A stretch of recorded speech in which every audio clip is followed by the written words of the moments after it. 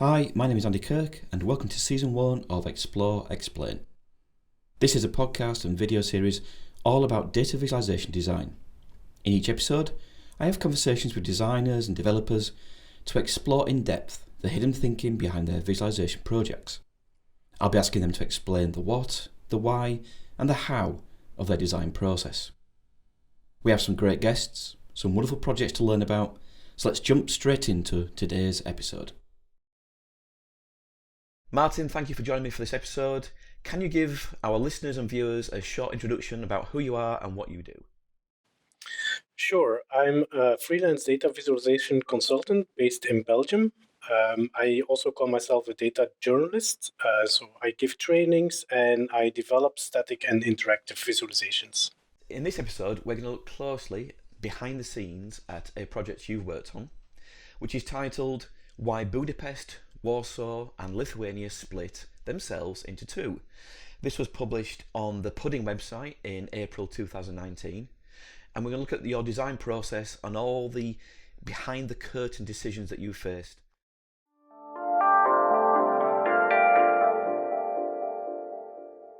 The piece is about the funding of European Union regions. So it's about regional development funds. And it has a lot of maps, but the central part of the piece is a storytelling piece where I explain how the funding works by showing a sequence of maps and also a chart that really explains which regions get the most money and how regions are adapting their boundaries to the rules of how the money is distributed. I think my first question about this is the kind of origin story.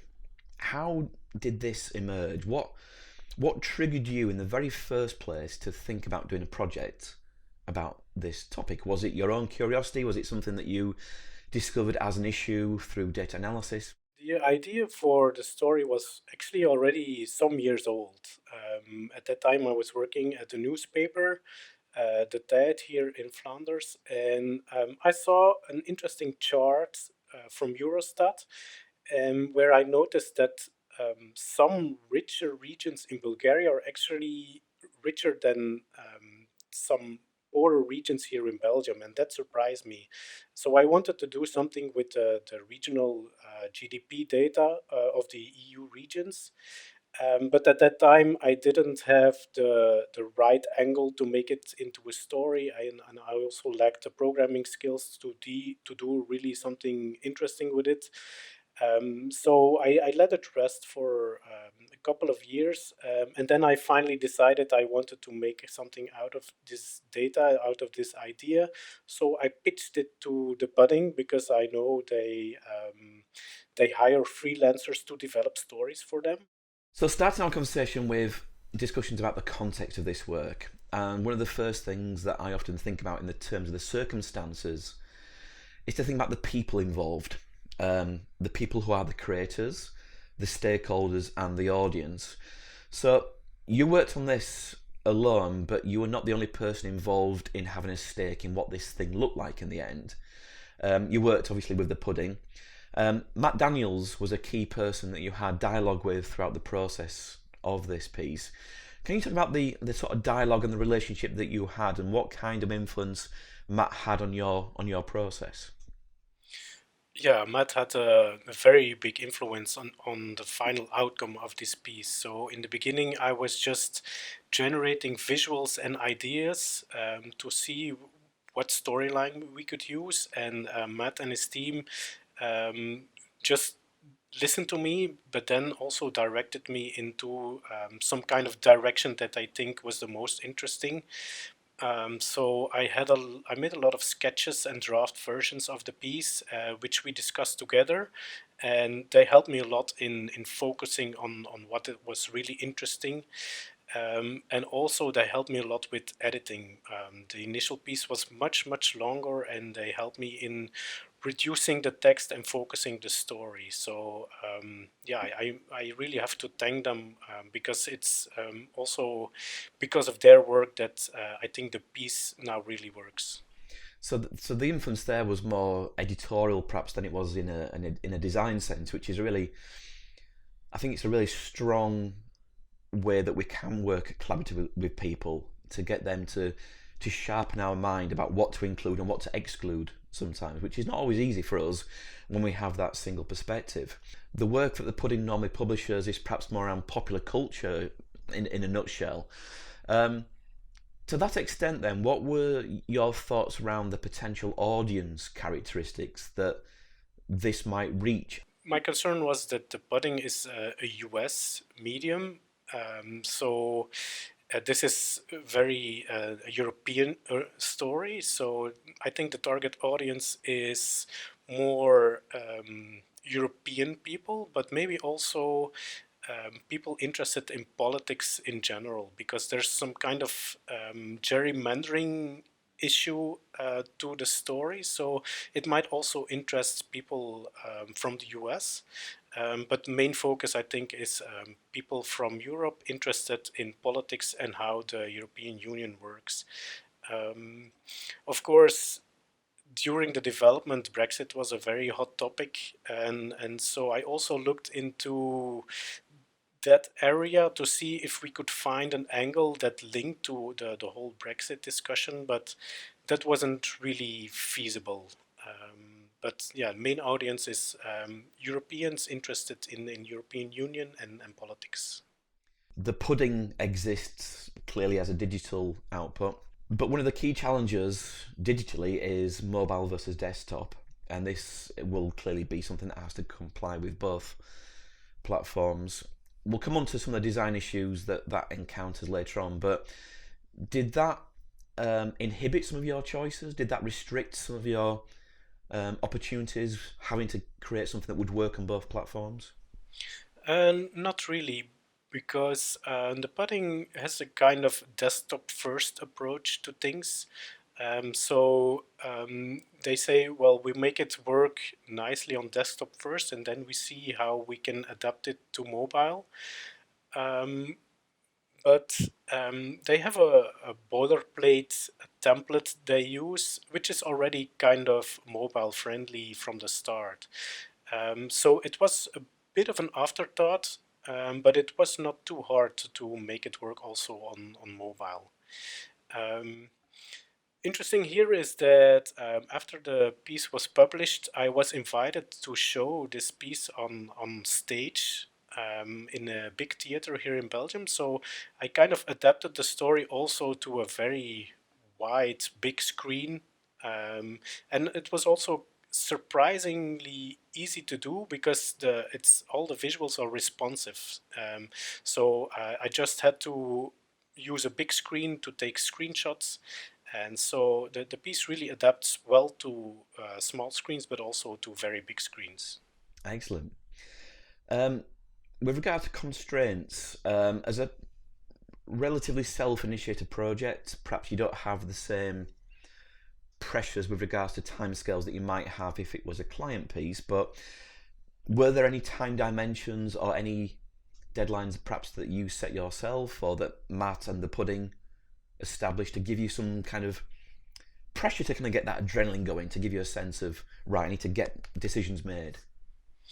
And the Pudding gave me a lot of freedom. I pitched the story in September 2018, and it was only published in April 2019. So a lot of time went over it because I was also working on other projects, and this was this was nice, but also it meant that I each time I worked on the project, I had to get into it again to work really in depth on it.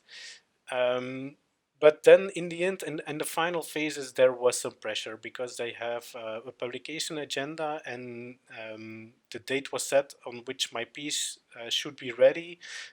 So it was kind of nice and easygoing during the first months, but in the end, there was some rush to really get it out there. Which, of course, sometimes helps, and you kind of need these Mhm. boundaries to kind of give you a sense of, right, that's a decision point to make. Yes. I'm just curious about some of the other pressures that might exist, or maybe not pressures, perhaps more opportunities.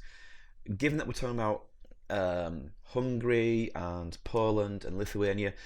Did it ever cross your mind to think about a translated version in terms of the language, or would it always have been for an English-speaking audience? Yeah, we thought about translating it, but it wouldn't really fit on the pudding. And I got some questions from other media to turn it into an adapted version for other languages, but in the end, it never worked out. One of the hardest things that we all struggle with in visualization is, I guess, in effect, measuring success. When you set out with this work, did you have any ideas for what you and or Matt and the pudding would perceive to be effectiveness in what this achieved?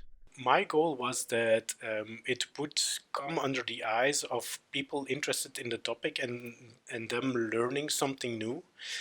But of course, the pudding wants views, page views, um, as most online media do. And I think the statistics were quite okay because the last thing I heard was that it got 120,000 page views, which is not bad.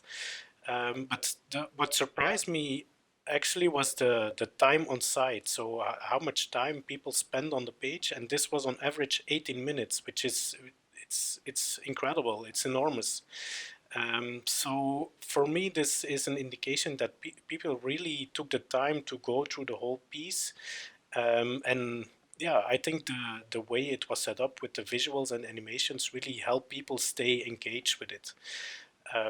So we didn't discuss metrics or metrics of success from the beginning, but I think in the end the statistics are quite okay. What kind of ideas were circling around your mind when you were thinking about this in the very early stages? Did you have any other projects out there that you were perhaps seeking to emulate or be inspired by? Kind of what were the design nuggets floating around the brain at the start of this process? The initial idea came from a visualization by Eurostat, which was a map on one side and a dot plot on the right. And I think this works really well. And I stayed with those two visualizations. The only thing I did differently was starting with the map and then morph it into the dot plot. And yeah, this was always going to be the central part of the story. Yeah, I had that idea inspired by the Eurostat visualization from the start, and it stayed until the very end. Then other ideas were, of course, to show those regions splitting up with a before and after map. Um, but this came only later in the development of the story because in the beginning I didn't know that regions were adapting their borders to get better access to the regional funds. So this only came during the process of finding a nice story hook. How much of this subject did you have knowledge about? I don't mean just necessarily the specifics around border changes and splitting regions up, but how well did you know the topic and how much did you therefore have to go and research it further? And were there any other experts or subject matter experts that you had to consult with to get a bit more substantiated knowledge about this topic before you embarked on even working with the data and thinking about the design? Yeah, I didn't really know much about the topic, so I read a lot, tried to do some online research in the beginning, but of course there are always some blanks. So I contacted some people who are managing the data of about how the funds are distributed. So I sent them a list of questions by email, but I also went to their office and talked to them, and they pointed me out to other people working at Eurostat who are publishing the data I used in the piece. So there was quite some research involved because, yeah, as I said, I wasn't really an expert in the topic. And that takes us nicely onto the next section, which is about working with, handling, exploring the data. So the data I think you mentioned there it came from Eurostat. in terms of the actual acquisition of the data, was that a fairly straightforward process? Did it involve a lot of fragmented sources that you had to pull together? What was the method and the kind of pain that you went through to gather the data in the first place? So in the initial stages when I was drafting the story outline, I used data from different sources, not only Eurostat, but in the final piece, I'm only using Eurostat data. And this is quite easy to get your hands on, especially I use R to analyze data and visualize data. And there's an excellent R package called Eurostat, which integrates with the Eurostat database. So you just have to know the code of the data set that you want to work with, and you can just download it, get all the metadata of it. And I also downloaded the region boundaries, for example, with the same package. So it was quite easy to get all the data that I'm using in the piece. And I guess because of the origin of that data, that comes with it a certain confidence about its accuracy or its legitimacy. But of course, until we actually get our hands on the data, we don't understand some of the dimensions that might exist, the quantity ranges, and some of these issues that might trip us up later. And I was curious about the extent of the data values that you're working with, because there's one value in particular which, if I scroll down the page, will become quite evident shortly. But the inner London region seemed to be a notable outlier, and the sort of outlier that causes problems. It is quite significantly a outlier value. At what point did you think, right, how do I handle this? Were you ever tempted to even remove it? I mean, we'll come on to the composition choices later in terms of the scaling, but how did this materialize in your thought process about handling the outlier values? Well, it was quite obvious when I first made this chart that I need to do something with that outlier over there, because it's obscuring all the details in the data for the other regions. So yeah, one option would be to just not show it, but I think that wouldn't be true to the data. So I decided to highlight it and use it in the story to explain really what the data is about, and why this a specific region is special. And then I tell to my readers, okay, you know that this is an outlier now. We're going to remove it, and we're going to zoom in on the other regions to see the details for the other regions. So I explicitly didn't want to leave it out, but because it's all animated and interactive, I could weave it into the story, the outlier, and also the removal of the outlier. When you wrote about your process, I noted one of your lines that you talked about, which was suspicious histograms. So in your data exploration, obviously you've interrogated the data from different perspectives visually to see the data yourself. Can you just elaborate further on what these suspicious histograms were telling you or raising curiosities in your own mind? Yes, so the way the regional funds are distributed is that your regional GDP has to be below certain thresholds in order to be eligible to easy access to the funds. And so I made histograms of regional GDP, and I noticed that a lot of these regions had a GDP that was just below those thresholds. So it looked like some of these regions were playing with their GDP just in order to stay eligible to the funds. And it was actually quite visible on the histograms.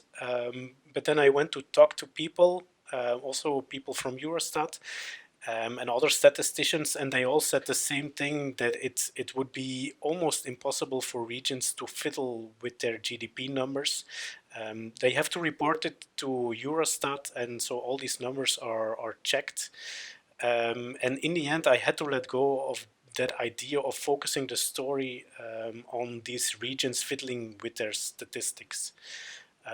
Which was a bit of a pain, because it would have been really a very newsworthy story then. But I couldn't prove it, and people were saying that it was not really possible, so I had to let go of that idea. Moving on to what I often term the editorial thinking stage, which is, I guess, this bridge between, okay, you are now familiar with the data that you have to work with and its potential, and you've found certain characteristics that seem to be interesting. But before we dive into the design stage, we need to make decisions about the content of what we will include in our work. And you spoke before about the dialogue that you had with Matt about what to include and what to exclude. Um, if I just scroll through this project, can you kind of talk me just through generally about the different sections that we see and the kind of narrative that you've tried to work towards? And in doing so, can you explain what elements were missing from what we see that you might have included, but through your discussions you ultimately decided to leave out? Yes. So the piece starts without a headline at first, really. So you have two maps of Hungary where you see that one region was split up, and this is a bit to trigger the curiosity of the reader. So you see the region splitting up, and as a reader, you want to know why. And only after that first section, you'll get the headline, and so you'll learn that there are other regions that have done the same thing. And after that, the storytelling section begins with a map of Europe showing economic development of countries and later regions. I explain what is visible on the map, how you can see regional differences within countries, and you can also see that regions containing the capitals are richer than other regions. And after the map, the map morphs or animates into a chart showing regional GDP, but not on the map anymore, but on a regular chart. And I needed this to explain how the funds are distributed over the region. So if you scroll down a little bit, you can see that I'm adding the thresholds on the chart directly, so you can see which regions are below certain thresholds. So you know which regions are have better access to all the funds, and then I really explain the rules that the EU is using to distribute the money, and then it becomes clear why regions are splitting up. So after the storytelling section, I go back to the initial map of Hungary. So you see again the before and after map, but you can also see the through the colors I'm using for the regions why those regions are splitting up. You have one region that is kind of rich, but it's splitting up into a poor area that has better access to the regional funds, and a very rich region, which in fact doesn't need the regional funds anymore. And so we're coming back to the first maps of the piece, and then I repeat the same kind of format for two other countries, Lithuania and Poland, to explain that some regions in those countries are doing the exact same thing, splitting regions to have one poor region eligible for the funds and one richer regions that in reality doesn't really need the funds. And then in the end, I explain a little bit more about what it means splitting up regions, what do countries and regions have to do to use this tactic, so to speak. And then finally, I come back to current discussions about the reforms that the EU is thinking of on how to change the way the regional funds are distributed. And the final part is then some explanation about the methodology I used for the piece. So, what would be the most precious content that you were working on that didn't make it into the final piece? Yeah, so in the initial sketches, I had some more data about how important regional funds are for certain regions. So I also had a map showing the percentage of GDP of each region that these funds represented, and for some regions this is quite high. Up to 5% of regional GDP can come from EU subsidies. So very interesting maps. I learned a lot from them, but it would make the piece a lot less focused and also too long. So we had to cut out these maps. We also thought about including maps about sentiment towards the EU, because you can clearly see that regions that receive a lot of money from the EU have more positive views of the European Union than regions not receiving those funds. But this also didn't make the final piece because it made the story too long and not focused enough. Yeah, I mean that does make sense. It's very tempting to, I guess, creep a little bit beyond the initial central angle that you've pursued, because you have interesting charts and you have interesting content. But yeah, having that that voice in your mind, or the second person to give you that kind of feedback, I think's invaluable in a lot of these processes. Moving on to the ultimate stage and the design stage. So I think what's kind of interesting for me is to see how you've reconciled the where with the what, by which I mean you've begun with the map. The map displays to show the spatial dimensions.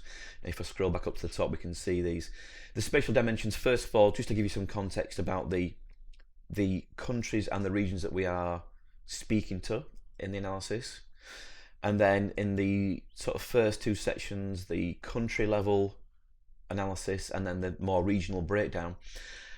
But sometimes when we talk about geographical data, we get too caught up in this notion of it must be a map, it must be a map. And I think what's interesting and refreshing to see is how you've gone through this process of transforming from the map-based view to the dot plot view. And as you said, that was something that was already evident in the piece that you mentioned has been a source of inspiration.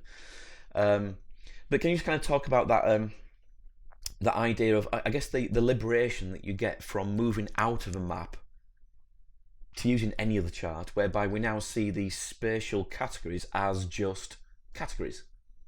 If you have a map showing a regional GDP, it's very hard to see the ranking, for example. And on the map, I'm using colors to indicate which regions are below or above certain thresholds.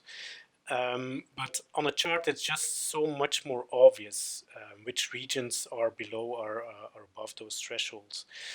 So I could only explain the rules and the thresholds with a chart. It would be very difficult to do with a map.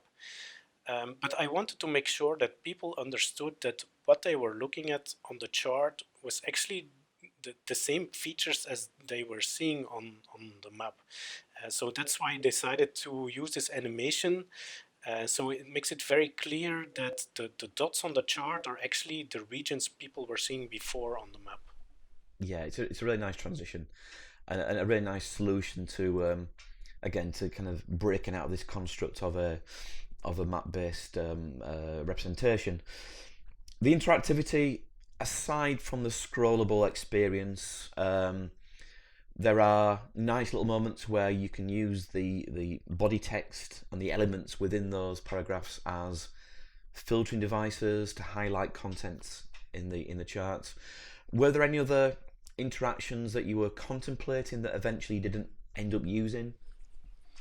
I don't think so. You also have tooltips both on the maps and the chart, but apart from that, there's no more interactivity, and I also don't think that the piece needs more. And it's already quite heavy on with the scrolling and the animation. So no, we didn't think of adding more interactive features here. And I think that's important because at heart, this is an explanatory piece whereby you're saying something to people, and if you do interject too much interaction, you start to abdicate the responsibility of learning to the audience, to say, right, you just go and find things yourself. So I think that makes a lot of sense in this context as well, especially also because if it has to work on mobile as well, albeit I recognise that desktop first is the kind of mindset for this. You don't want to have to ask people to fiddly click on things and choose things that kind of sometimes slows down and delays the experience, I think, unnecessarily. So annotations. Annotations are a key part of it, again, because the spirit of this work is as an explanatory piece. What I really like in particular about this work is the integration of legends, colour keys within the body text. And it's a very efficient way to combine that. So as we see on this view now, the explanations of those different pink shades and the green shades is made clear in the text, and you don't have this separated, fragmented content really. So I think the annotations are strong, not just in terms of the symbols that are used and the colours, but also the explanation content. I mean, all this written content, I guess, is a part of annotation to explain the subject and the narrative about what these reforms are at the end.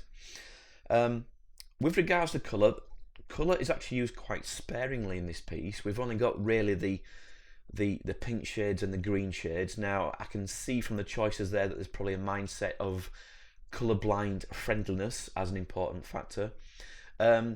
Was the pink to green scale something that you landed on quite early? Did you try different colour palettes? I tried many different color palettes. Also, when we were thinking about adding other maps, like I was describing the map showing the importance of regional funds for each region, I used different color palettes. But in the end, I went with a Color Brewer palette. So Color Brewer is a very handy tool that you can use to pick colorblind friendly color palettes.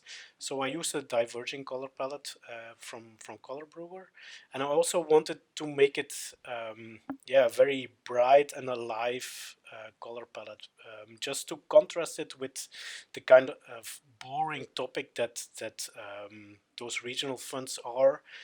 And so I picked one with some very bright pink and live green in it, just to make it more lively. And one of the features that I really love, I mentioned about the integration of the colour legend into the text, and I love this bit where you talk about shaded in green and shades of pink, and each of those words has its own shade of the relative colour, which I think is a really nice idea. Was that something that you arrived at late in the process, or was it a technique that you commonly apply in your work? And the technique of using the background of text to say something about a chart or a map is something that I use regularly. But here, yeah, the different shades are applied to different words, and it's the first time I used it. And it just came along when I was developing the piece. I just thought, well, we can use the different words to have different shades of the colors. Yeah, it was not an idea from the beginning, definitely not. And it's a really efficient choice, not just for um, the kind of the real estate that we use for those features, but also for the reader. They don't have to go somewhere else to get the instructions. It's all contained in one panel. Just a final point about colours, because we often focus on the colouring of data and the representation of data values through colours, but colour exists in other places as well. So I'm just thinking about the map display that has the regions, because you've got lots of different assets that need colouring. You've got the background of the map, which is effectively the sea. You've got the landmass that's not referred to, i.e. is not in the EU, which is in grey. You've got the longitudinal and latitudinal lines of the map in grey. You've got the outline of the countries, the outline of the regions, the dots of the capital cities, but also then the outlines of those capital cities. So all these little intricate details, they must take a while to arrive at the best balance, and probably I guess the best balance of different shades of greys often. Yeah, I struggled a lot with that, especially with the boundaries of countries and regions. And this went to many different iterations to get it right, because it not only has to work on the map, but it also has to work on the chart later on, because the map, yeah, it morphs into the chart, so the boundaries have to work on the chart as well. And I also played a lot with the capital cities. If it was just a dark or black dot, it wouldn't be really visible on the darker area on the map. So I added some outer glow to those, so they work both on light and dark backgrounds. Um, and as you say, I also played a lot with the gray color for the countries outside of the EU. Um, so yeah, there was a lot of experimentation to get those things right. The final element of design thinking is not last because it's least important or the last thing that you arrive at, but composition, the use of space, the arrangement of content, the allocation of sizing and position. Obviously, we've got a vertical experience, which is helpful to define at least one dimension of the space that you are working to. You've already talked about the sequencing of the content editorially, that this would be the starting point, then we go to the title, then we go to the content. Were there any other intricacies around how you use the space, the canvas of the screen, both in desktop and mobile, that gave you any specific challenges, or that even led you to think that will do, it's okay, but I would have liked it to work better? I think there were two main challenges. One is to always have the whole of the EU in view on the map, on all screen sizes and all aspect ratios of screens. So behind the scenes, there are some calculations going on to make sure that the EU is always in view completely. Another thing is, well, on mobile, you don't have a lot of width. So what changes is that instead of the body text scrolling next to the map, it will scroll over the map and over the chart. Because there's simply not enough room to fit those things next to each other. So I think those were the two main challenges for the piece. So, reflecting on the overall production of the work, can you give a quick run through? Because this is always the question that people ask. What tools did you use? What were the technologies that contributed towards the development of this work?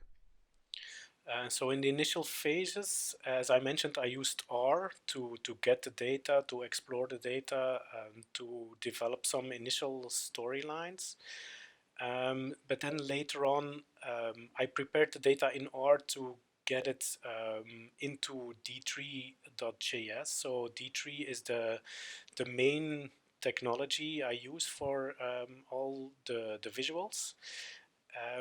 The animation between the map and the chart is made with a library called Flubber, which you can use to animate SVG features from one form to another. I also used obviously the boilerplate template from the pudding, which has already a lot of interesting things built in. So the fonts, for example, are there, but also the layout of the blocks of content. You can play with them within the template.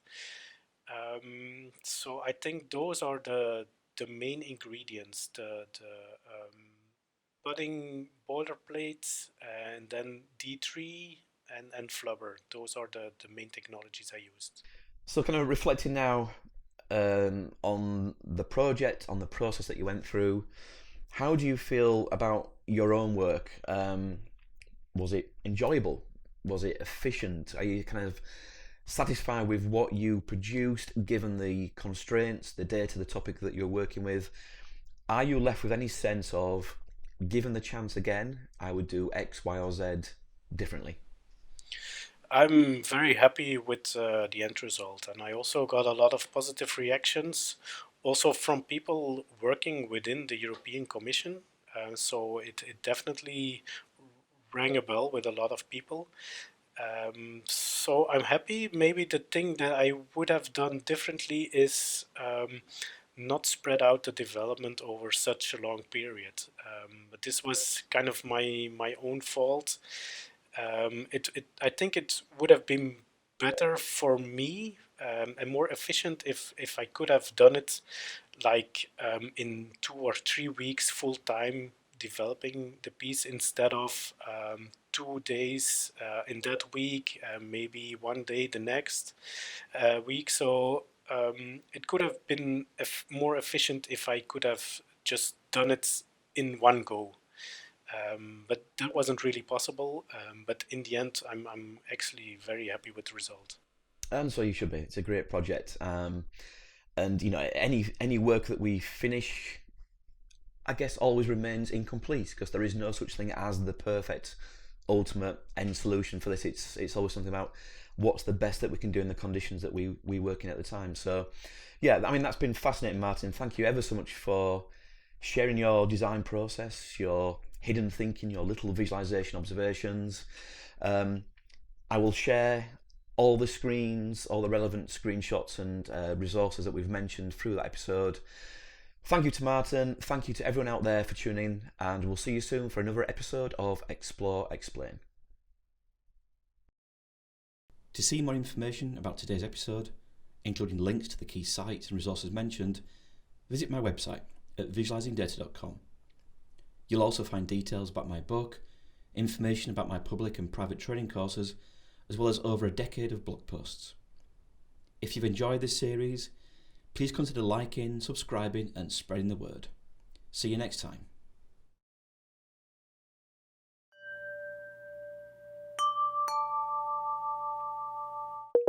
Explore Explain is a Matt Notes interactive production.